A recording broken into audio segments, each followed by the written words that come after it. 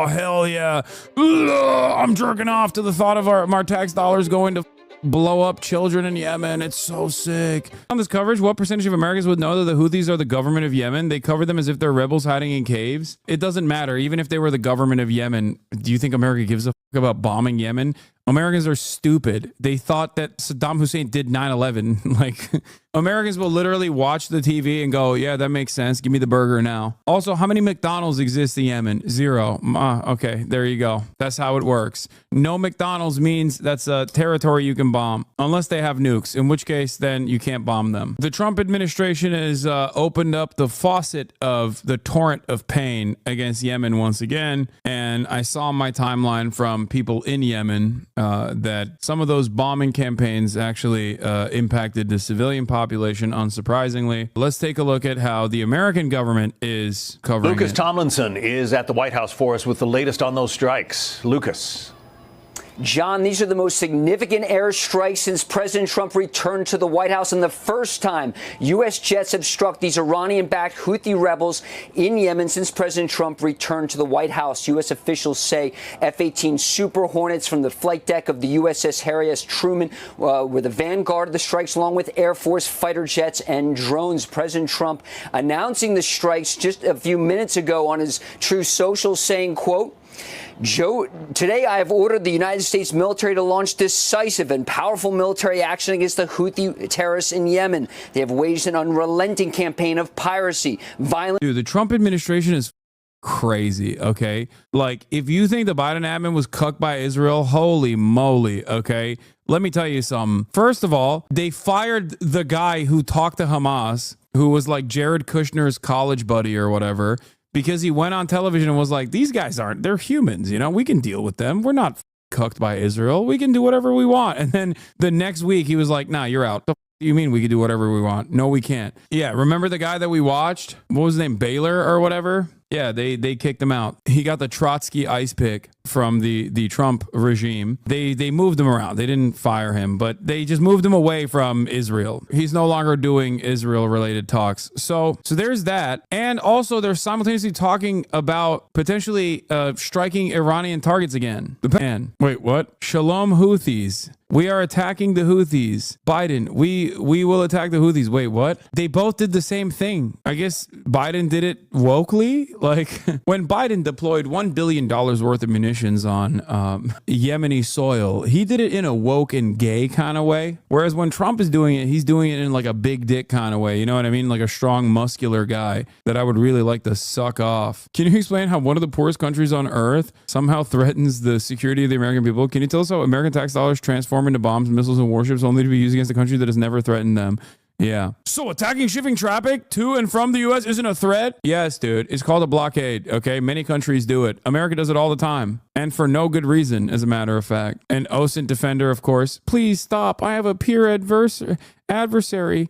Stand by for TLM coordinates. Oh, Pentagon has been drafting new military plans against the Houthis since Trump's decision to redesignate them as terrorist organizations several weeks after he assumed office. According to the U.S. official, after the Houthis downed a U.S. military drone 2 weeks ago, the preparations for the strikes accelerated. And in recent days, the main question became about best operational timing for the strikes. Trump approved the plan on Friday, and Saturday, he gave the final order to carry it out. The Trump admin had informed a small number of key allies in advance, Saudi Arabia and Israel. The official said other relevant allies and senior members of Congress were informed after the strikes began. Oh, hell yeah.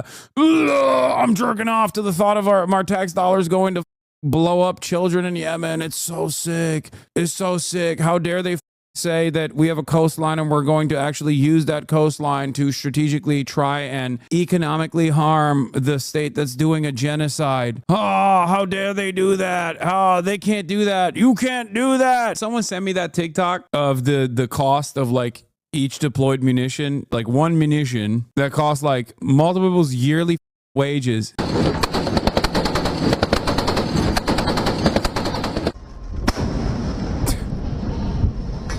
These aren't even the big boys, remember. It's okay, we'll fire more federal wage employees to pay for it, baby. I love being a peaceful dove. Woo! Hell yeah, brother, I love the peaceful dove. All hail the peaceful dove.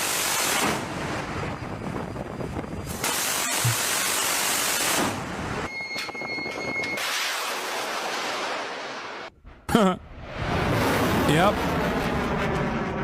Hell Hell yeah, dude. That's what I'm talking about. I'm so hard right now. I'm a pathetic scrub who has nothing to look forward to. So the only way that I can feel like everything that I'm doing on God's green earth as I jerk off and cry myself to sleep every night is thinking about the mighty long dick of the American military. What is the American military doing? That's right, dominating one of the poorest countries on the planet. Why are they doing that? Because one of the poorest countries on the planet decided to use its own coastline to try and put an economic penalty to our other imperial vestige in the region doing a genocide, to stop them from doing that genocide, which, by the way, also we're paying for. We're paying for that genocide as well. Under Biden, we allowed Israel to bomb the airport in Yemen when the top World Health Organization fellow was there. That's true.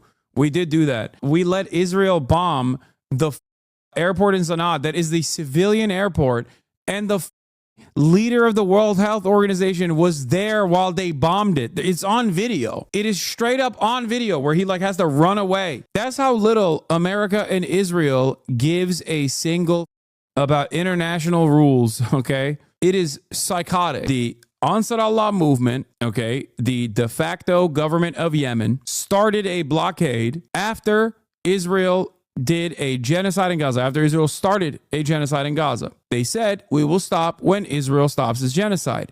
This is a moral position to take. No matter what people say, oh, their banner says curse the Jews or this or that. It doesn't matter, okay?